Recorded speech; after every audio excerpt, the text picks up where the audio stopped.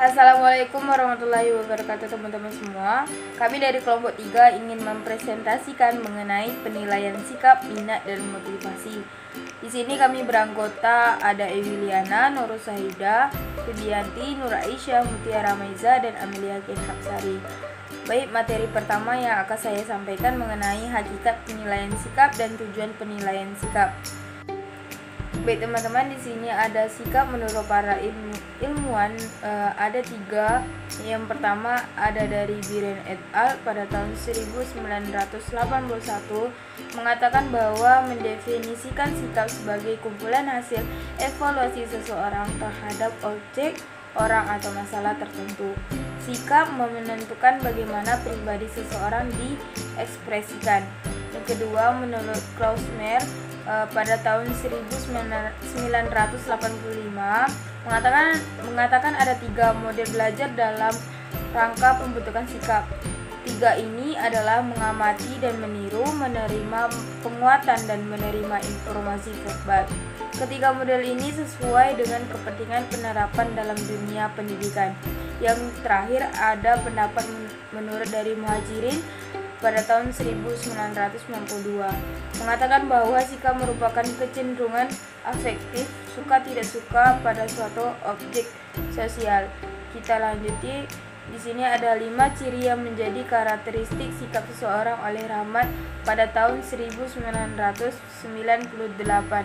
Ada 5 sikap. Yang pertama, sikap adalah kecenderungan bertindak, berpersepsi, berpikir, dan merasa dalam hadapi objek, ide, situasi, dan nilai. Yang kedua, sikap mempunyai daya pendorong. Yang ketiga, sikap relatif lebih menetap. Yang keempat, sikap mengandung aspek evaluatif. Yang kelima, sikap timbul melalui pengalaman, tidak dibawa sejak lahir, sehingga sikap dapat diperteguh atau diubah melalui proses belajar. Ciri-ciri dari hasil belajar afektif akan tampak pada beberapa tingkah laku peserta didik, seperti perhatiannya yang antusias dalam mengikuti proses pembelajaran, kedisiplinan dalam belajar, dan memiliki motivasi yang tinggi. Yang terakhir di sini ada tingkatan penilaian sikap. Yang pertama ada menerima. Menerima diartikan bahwa orang atau subjek mau dan memperhatikan stimulus yang diberikan atau objek. Yang kedua, merespon, memberikan jawaban apabila ditanya, mengerjakan dan menyelesaikan tugas yang telah diberikan. Suatu indikasi atau penilaian sikap karena dengan suatu usaha untuk menjawab dari pertanyaan atau mengerjakan tugas yang diberikan. Yang ketiga, menghargai, mengajak orang lain untuk mengerjakan dan mendiskusikan dengan orang lain terhadap sesuatu masalah adalah suatu indikasi dalam penilaian sikap tingkat 3. Yang terakhir ada bertanggung jawab, yaitu bertanggung jawab atas segala sesuatu yang telah diberikan pilihannya dengan segala resiko adalah mempunyai penilaian sikap yang paling tinggi. Di sini ada teknik penilaian sikap. Ada 4 bagian. Yang pertama, ada observasi perilaku. Perilaku seseorang pada umumnya menunjukkan kecenderungan seseorang dalam sesuatu hal. Hasil dari observasi ini dapat dijadikan sebagai umpan balik dalam pembinaan. Yang kedua, pertanyaan langsung. Guru juga dapat menanyakan secara langsung tentang penilaian sikap siswa berkaitan dengan sesuatu hal. Guru juga dapat menggunakan teknik ini dalam penilaian sikap maupun pembinaan suatu siswa. Yang ketiga, laporan pribadi. Penggunaan teknik ini di sekolah, misalnya siswa diminta membuat ulasan yang berisi pandangan dan tanggapan tentang suatu masalah, keadaan, atau hal yang menjadi objek penilaian sikap. Yang keempat, skala penilaian sikap.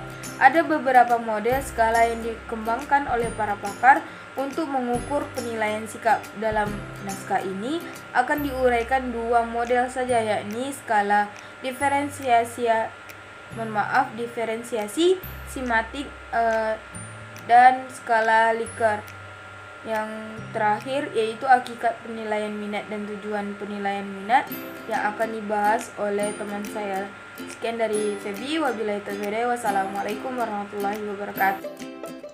Baik, kita masuk ke materi selanjutnya, yaitu hakikat penilaian minat dan tujuan penilaian minat.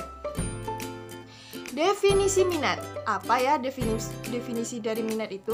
Nah, kata minat dalam bahasa Inggris disebut interest, yang berarti menarik atau tertarik. Menurut Slameto, minat pada dasarnya adalah penerimaan akan suatu hubungan antara diri sendiri dengan sesuatu dan dengan luar. Semakin kuat dan dekat hubungan tersebut, semakin besar minat. Nah, ada nih definisi-definisi dari para ahli. Yang pertama itu ada Higlard dalam Slameto 2003. Itu menyatakan minat adalah kecenderungan untuk tetap memperhatikan dan menikmati beberapa kegiatan. Slameto sendiri mendefinisikan sebagai rasa suka dan rasa ketertarikan pada suatu hal atau sesuatu tanpa ada yang menyuruh. Yang kedua itu ada Soleh dan Wahab 2004, mendefinisikan minat sebagai suatu kecenderungan untuk memberikan perhatian dan bertindak terhadap orang, aktivitas atau situasi yang menjadi objek minat tersebut dengan disertai perasaan senang tanpa ada paksaan. Yang ketiga itu ada Lester D. Crow, Alice D. Crow. Itu dia mendefinisikan minat ialah kemampuan untuk memberikan stimulus yang mendorong untuk memperhatikan seseorang, suatu barang atau kegiatan. Yang keempat itu ada Witherington 1991. Itu mendefinisikan minat adalah kesadaran seseorang bahwa suatu objek seseorang, suatu soal atau situasi mengandung sangkut paut dengan diri sendiri. Dan minat harus dipandang sebagai suatu sambutan yang sadar. Jika tidak, minat tidak mempunyai arti sama sekali. Minat sangat berpengaruh pada pekerjaan seseorang. Nah, jika seseorang menaruh minat pada sebuah pelajaran, maka ia akan melaksanakan tugas dengan baik, sekalipun menyita waktu sehingga tanpa disadari ia bekerja melebihi batas waktu maupun kesehatan. Dengan kata lain, minat erat hubungan dengan rasa suka atau tidak suka seseorang terhadap suatu tindakan. Kita lanjut ke materi selanjutnya, yaitu cara meningkatkan minat. Bagaimana sih cara meningkatkan minat pada suatu kegiatan atau apapun itu? Nah, adapun S. Nasution itu 1982 menyatakan bahwa minat dapat ditingkatkan dengan cara pertama, bangkitkan suatu kebutuhan untuk menghargai keindahan, untuk mendapatkan penghargaan dan sebagainya. Yang kedua, itu ada hubungan dan masa lampau. Yang ketiga, itu beri kesempatan untuk mendapatkan yang terbaik. Yang keempat, gunakan berbagai bentuk belajar seperti diskusi, kerja kelompok, membaca, demonstrasi, dan sebagainya. Nah, dengan kata lain, semakin tinggi minat seseorang akan semakin tinggi kesadaran untuk belajar mendapatkan nilai tertinggi atau prestasi yang diharapkan. Nah, macam-macam minat. Minat dapat dibagi berdasarkan timbul, arah, dan cara mengungkapkannya. Yang pertama itu berdasarkan timbul minat. Dapat dibedakan menjadi minat primitif dan minat kultural. Minat primitif adalah minat yang timbul karena kebutuhan biologis atau jaringan-jaringan tubuh. Misalnya kebutuhan akan makanan, perasaan enak atau nyaman, dan seks. Sedangkan minat kultural atau minat sosial adalah minat yang timbulnya karena proses belajar.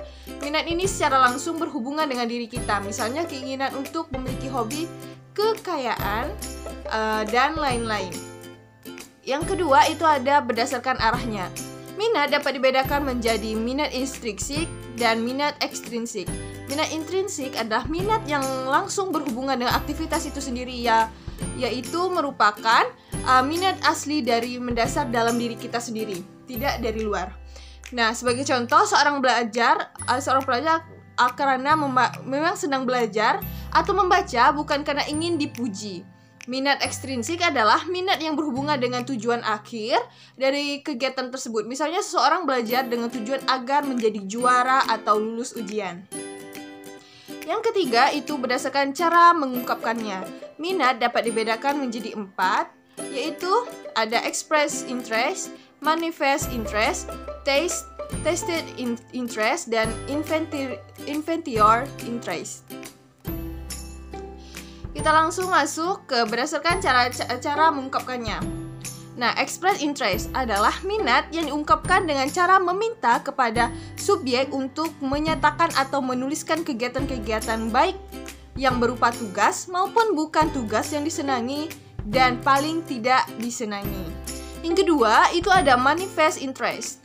Adalah minat yang diungkapkan dengan cara mengobservasi atau melakukan pengamatan secara langsung terhadap aktivitas-aktivitas yang dilakukan subjek atau dengan mengetahui hobinya. Yang ketiga itu adalah tested interest. Adalah minat yang diungkapkan dengan cara menyimpulkan dari jawaban hasil tes objektif yang diberikan nilai-nilai tinggi pada suatu objek, biasanya menunjukkan minat yang tinggi pula terhadap hal tersebut. Yang terakhir itu ada inventor interest. Adalah minat yang diungkapkan dengan mengungkapkan alat-alat yang sudah distandarkan, di mana biasanya berisi pernyataan-pernyataan yang ditujukan kepada subjek apakah ia senang atau tidak terhadap sejumlah objek yang ditanyakan. Sekian dari presentasi saya, akan dilanjutkan oleh rekan saya. Sekian, terima kasih.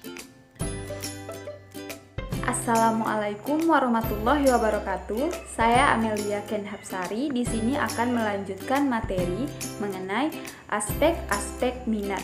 Adapun aspek tersebut akan dijelaskan sebagai berikut. Yang pertama, aspek kognitif.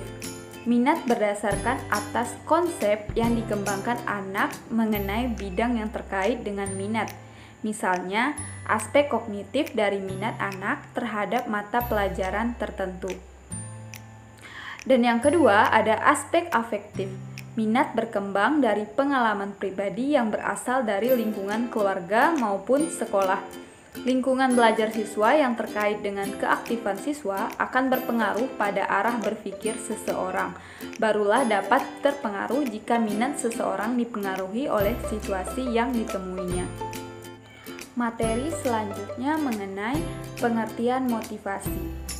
Motivasi merupakan faktor penggerak maupun dorongan yang dapat memicu timbulnya rasa semangat dan juga mampu merubah tingkah laku manusia atau individu untuk menuju pada hal yang lebih baik untuk dirinya sendiri.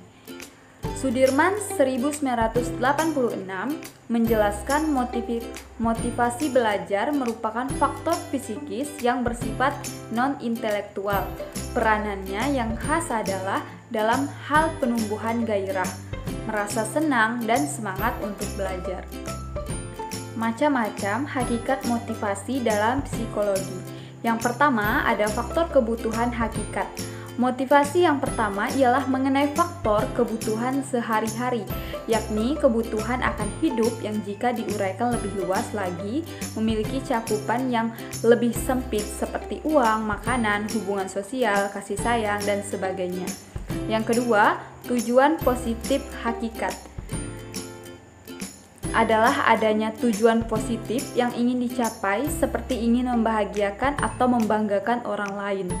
Dan yang ketiga, mastery oriented ialah sebuah karakter yang memiliki arti untuk berorientasi pada kemampuan yang dimiliki, yakni keinginan untuk mencapai segala sesuatu karena usahanya sendiri. Yang keempat, prestasi dalam hidup. Tentu ada kalanya seseorang ingin mencapai sesuatu. Salah satunya ialah prestasi yang berarti sebuah pembuktian jika ia merupakan anak sekolah, maka prestasi dapat menjadi kesungguhannya dalam memperhatikan pelajaran. Yang kelima, peningkatan diri. Hakikat motivasi dalam psikologi ialah keinginan untuk meningkatkan diri sendiri menjadi sosok yang jauh lebih positif. Hal itu merupakan salah satu dasar dari motivasi yang terdalam dan berasal dari dalam dirinya sendiri. Yang keenam, rasa takut. Rasa takut juga bisa menjadi motivasi bagi seseorang, misalnya ialah rasa takut akan sakit. Maka hal itu akan menjadi motivasi baginya untuk menjaga kesehatan. Yang ketujuh, investasi. Hal ini secara psikologi akan memberikan dorongan kepadanya untuk mengumpulkan segala sesuatu sebanyak-banyaknya untuk bekal kehidupannya di masa mendatang. Yang kedelapan, sikap dan sosial. Sikap ialah sesuatu yang berhubungan dengan tindakan dalam keseharian seseorang. Sikap dapat menjadi hakikat motivasi dalam psikologi etika ketika sikap yang dibentuk memiliki tujuan untuk menjadi bermanfaat bagi orang lain.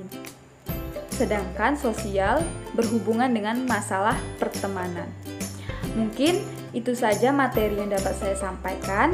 Materi selanjutnya akan disampaikan oleh rekan saya selanjutnya. Terima kasih. Assalamualaikum warahmatullahi wabarakatuh. Saya Nur Suaidah. Di sini saya akan melanjutkan materi dari rekan saya, di mana saya akan menjelaskan mengenai kaidah pengembangan sikap. Nah, sikap merupakan suatu bentuk evaluasi atau reaksi melalui perasaan. Nah, sikap ini ditunjukkan pada seseorang terhadap suatu objek adalah perasaan yang mendukung atau memihak maupun perasaan yang tidak mendukung pada objek-objek tertentu. Nah, yang kedua, sikap lebih diartikan sebagai pola perilaku, tendensi atau kesiapan antisipatif pada disposisi untuk menyesuaikan diri dalam situasi sosial, atau secara sederhana, sikap ini adalah respon terhadap stimulasi sosial yang telah terkondisikan. Yang ketiga, tindakan seseorang selain dipengaruhi keyakinan pribadi atau behavior belief, juga dipengaruhi oleh keyakinan kelompok atau group belief. Lingkungan sosial secara timbal balik akan dipengaruhi sikap dan perilaku seseorang ini menurut Darmiati. Selanjutnya, saya akan menjelaskan mengenai komponen sikap. Nah, komponen sikap ini terbagi menjadi 3, yang mana ada komponen kognitif, afektif, dan kecenderungan dalam bertindak. Untuk kognitif ini apa sih? Teman-teman bisa baca pada slide yang sudah ditampilkan. Ini merupakan sikap yang berkenaan dengan penilaian individu terhadap objek atau subjek. Yang kedua, komponen afektif ini dikatakan sebagai perasaan atau emosi individu terhadap objek atau subjek yang sejalan dengan hasil penilaian. Yang ketiga, komponen kecenderungan bertindak, di mana berkenaan dengan keinginan individu siswa untuk melakukan perubahan sesuai dengan keyakinan dan keinginannya. Selanjutnya yaitu karakter sikap. Nah, ada beberapa bagian ya terkait karakter sikap ini. Yang pertama, sikap seseorang tidak dibawa sejak lahir, tapi harus dipelajari selama perkembangan hidup manusia itu sendiri. Kedua, sikap itu tidak berdiri sendiri, melainkan selalu berhubungan dengan suatu objek, dan sikap ini terhadap objek selalu ada yang menyertainya, baik itu positif maupun negatif. 3. Sikap pada umumnya memiliki segi-segi motivasi dan emosi. Yang keempat, sikap itu dapat berlangsung lama maupun sebentar. Yang terakhir, sikap ini mengandung faktor perasaan dan motif yang tidak hilang meskipun kebutuhan sudah terpenuhi. Selanjutnya, strategi pengembangan sikap. Nah, yang pertama yaitu mengkaji deskripsi kompetensi dasar tiap mata pelajaran. Yang kedua, mengidentifikasi aspek-aspek atau nilai moral yang akan diintegrasikan ke mata pelajaran. Yang ketiga, mengintegrasikan butir-butir nilai-nilai moral ke dalam kompetensi dasar atau kepada mata pelajaran yang dipandang relevan atau yang dianggap bisa diterapkan. Mungkin dari saya itu saja, akan dilanjutkan oleh rekan saya selanjutnya. Baiklah, di sini saya Ewiliana akan menjelaskan materi selanjutnya mengenai instrumen pengukuran minat dan motivasi. Menurut Safari 2003, ada beberapa indikator yang digunakan untuk mengukur minat siswa untuk belajar, yaitu perhatian, ketertarikan, rasa senang, dan keterlibatan. Adapun menurut Slomato, siswa yang memiliki minat belajar biasanya ditandai dengan adanya perasaan senang untuk belajar, adanya partisipasi atau keterlibatan, dan sikap penuh perhatian. Selain itu, Dan Danto mengungkapkan bahawa siswa yang memiliki minat belajar memiliki perasaan tersendiri seperti yang pertama, perasaan positif saat belajar, dua, kenikmatan, kenyamanan saat belajar, dan adanya kemampuan dan kapasitas dalam membuat keputusan sekaitan dengan belajarnya. Motivasi belajar merupakan daya dalam diri siswa yang mendorong untuk mau dan tekun belajar, melakukan usaha yang terbaik dan terarah dalam proses pembelajaran untuk mencapai hasil terbaik yang merupakan tujuan yang dimiliki dan dipelihara dalam proses pembelajaran berlangsung. Menurut Makmun, 2003 ada 8 indikator penting untuk mengukur motivasi belajar, yaitu durasi belajar, frekuensi belajar, presentasi pada kegiatan belajar, ketabahan, keuletan, dan kemampuan dalam menghadapi rintangan dan kesulitan. Deposi dan pengorbanan untuk mencapai tujuan. Tingkat apresiasi hendak dicapai dengan kegiatan yang dilakukan. Tingkat kualitas, prestasi produk yang dicapai, kegiatan yang dilakukan, dan arah sikap terhadap sasaran kegiatan. Minat dan motivasi belajar merupakan faktor internal siswa dalam pembelajaran dan dapat dipengaruhi oleh faktor-faktor yang berasal dari luar dan dapat dikondisikan oleh guru untuk dapat meningkatkan minat dan motivasi belajar tersebut. Dalam pengukuran minat dan motivasi dapat digunakan instrumen penelitian kuesioner model ARCS oleh Johan Keller. Kuesioner ini merupakan serangkaian pernyataan yang dapat mengidentifikasi tingkat minat dan motivasi siswa dalam pembelajaran.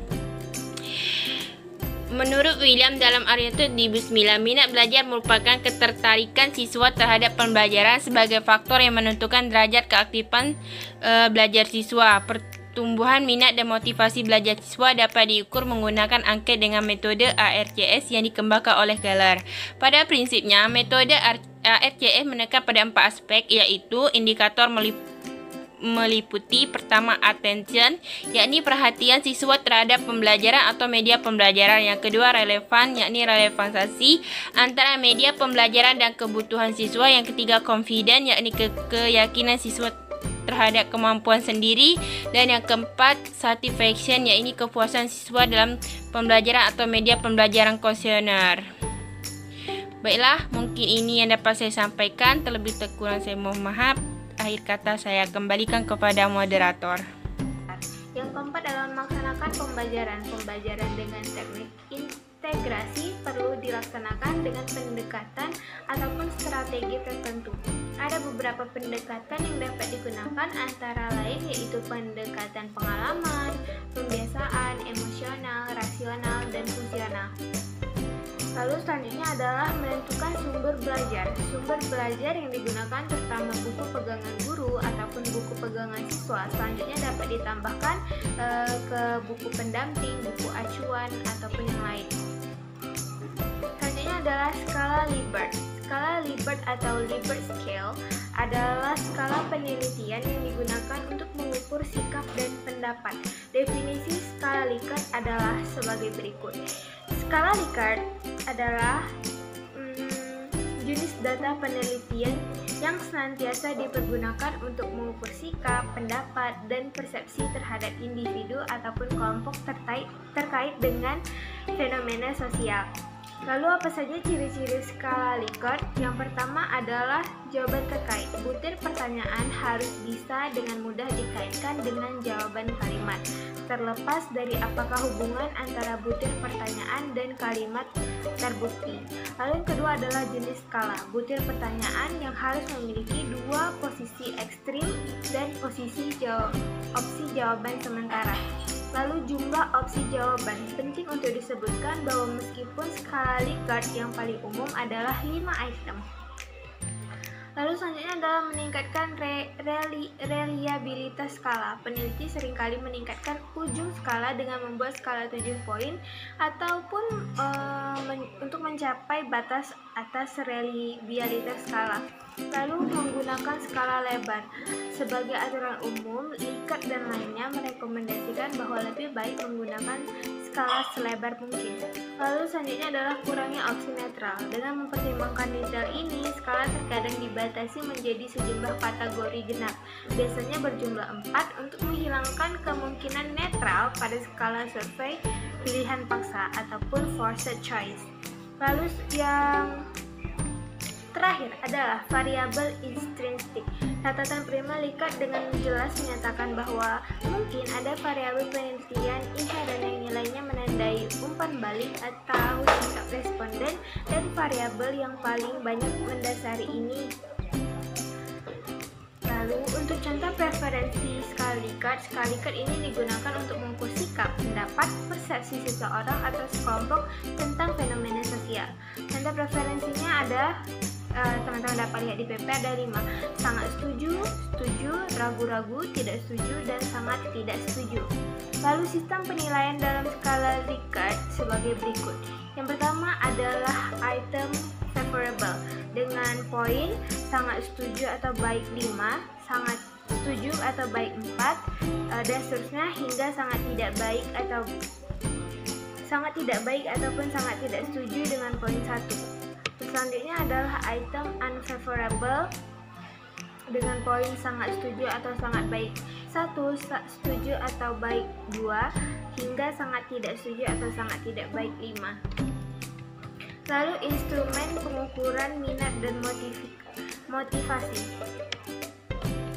Menurut Renninger, Hidi, dan Kreb, ada beberapa hal yang menggambarkan minat belajar siswa, seperti adanya perhatian dan konsentrasi yang lebih besar, perasaan senang untuk belajar, adanya peningkatan kemauan belajar. Dan menurut Dan Todd mengungkapkan bahwa biasanya siswa memiliki minat belajar seperti berikut. Yang pertama adalah adanya perasaan positif saat belajar. Yang kedua ada kenikmatan ataupun kenyamanan saat belajar. Lalu yang terakhir adalah adanya kemampuan dan kapasitas siswa dalam membuat keputusan terkait dengan belajar.